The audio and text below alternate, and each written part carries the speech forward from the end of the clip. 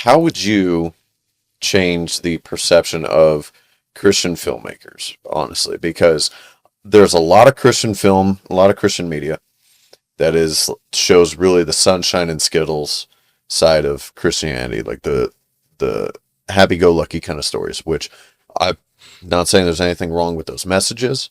I love those messages. But there's also stories that have some of the harder hitting messages to them. And then there's even stuff that's produced by Hollywood that seems to be secular, but still, like Book of Eli is a Christian film to an extent, really, I would say. Yeah. Not fully Christian, but to an extent it is. So how would you change that perception of like being a Christian filmmaker? Like, what does that mean to you?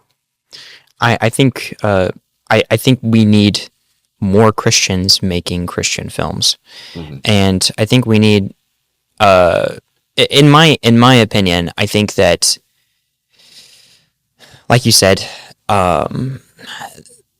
there are Christian films that you look at it, you even look at the cover, and you're like, that's a Christian film, right? And that might encourage a Christian to watch it, which is great.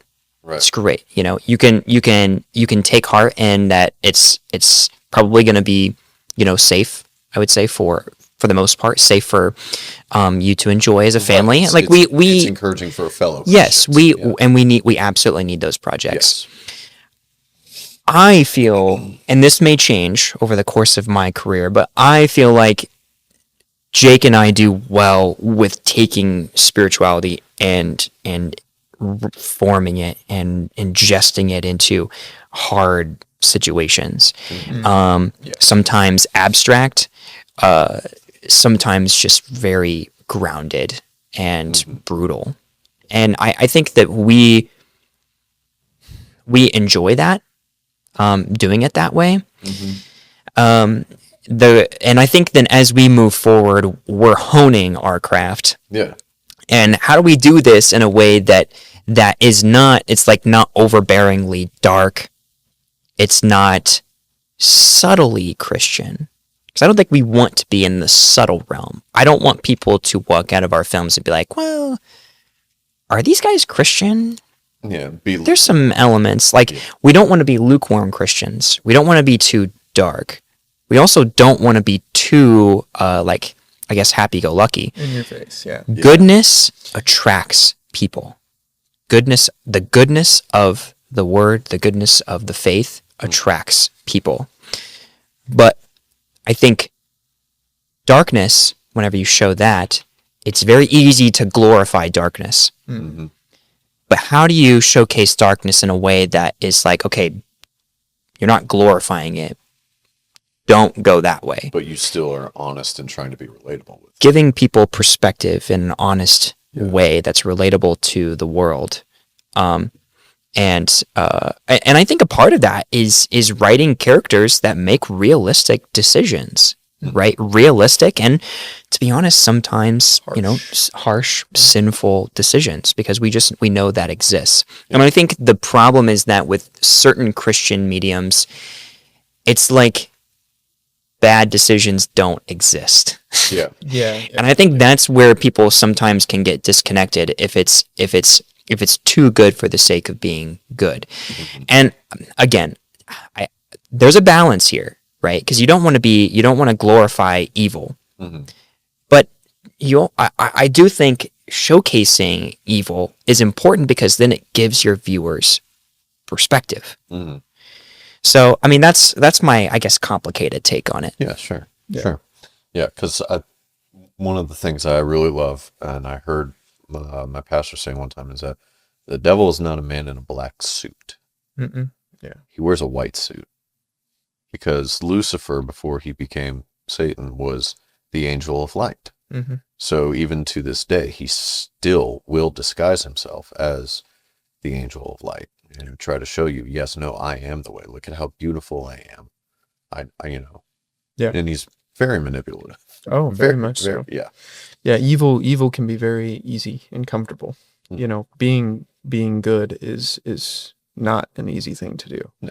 A lot of times it requires you to stay your hand. Like if you're capable of doing harm on others, but you choose not to, I think that to me that's what defines like goodness in a person. If you're not capable of harming anybody and you don't harm someone, you're just weak.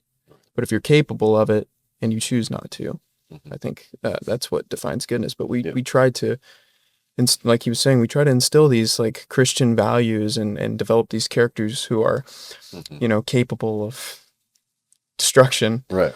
But then we try to show them that the proper direction is to, even though you're capable of this, this is, staying your hand is the way to go. Well, So it's the kind of classic. changing the perception a little bit from being the happy-go-lucky stuff to being more story-driven Exactly. to where people can't relate your to your it. your character, your main character has to be capable of destruction if they're ever to be considered good. Yeah. Right. It's the classic hero's story, honestly. It is. Really, it comes down to that, right? Like, we have to see our characters in a fallen state. Yes. Yeah. Because then you won't root for them. Exactly. Yeah. There's no reason to root for them. They're already winning, right? Our concept for She's on the Run was we wanted to make a lead character who was relatable. And if you could relate to the character and see the character succeed, then you yourself could feel like you could succeed because it's relatable. If you don't relate to the character, then how are you going to feel that way? And we talk about even understanding the basic nature of Satan leads you to question everything. Because then we talk about doors opening. Okay, how do we know who's opening those doors? How do we know for a fact that that the decision that I'm making is of God? And the hard answer to that is you don't. Kudos to you for conveying. It seemed like your character was on Marion's side, for pretty much the entire film. But then, come to find out, he was just pushing her to carry out her initial task, which wasn't the righteous choice in the end. So I think you did a great job of conveying that character. I did want to tell you that while you were in front of me, because I can text that to you, but you're just like, you read it and it's like, okay. But no, I think you did a fantastic job of that. And I think you even mentioned kind of the whole idea of, Satan being in a white suit instead of a black suit, even though you were dressed entirely in black. No, yeah. But you still... I actually had devil horns on the back of that jacket. Yeah. But you were appealing to Marion, right? Like she, in a sense, like idolized you. And I think that's an important message to get across, is that it may look flashy and appealing, but that's not... Sometimes, sometimes the right decision is not so flashy and appealing. Right. Yeah. It's gosh. Kind of like the Holy Grail in Indiana Jones, the third movie. Yeah. How it was the one Last Crusade. Yeah. Last Crusade. How it was. I wasn't gonna. Yeah. I needed help. I was hoping that would come a little faster. Okay. But how the Holy Grail was like, the real Holy Grail was like, it looked like a carpenter's cup. It literally looked like a cup you'd probably go number 2 in. Yeah. But then all the other chalices had like jewels and diamonds. That's a pretty small gold. cup to go. Did you just commit heresy? Yeah, on accident. Yeah. That's blasphemy right there. Yeah. We gotta bless ourselves. Luckily that. Yeah. Luckily it's just a movie. Yeah, so, exactly. Yeah. Just a movie, right? Yeah. But yeah. Yeah. No, I oh gosh, I had a train of thought there. I lost it, but that's all right. Hopefully it's not in line with what Jacob just We're said. too funny. It wasn't taking a deuce with any sort of spiritual relic. Chalice. Yeah, relic or anything like that. Yeah, no.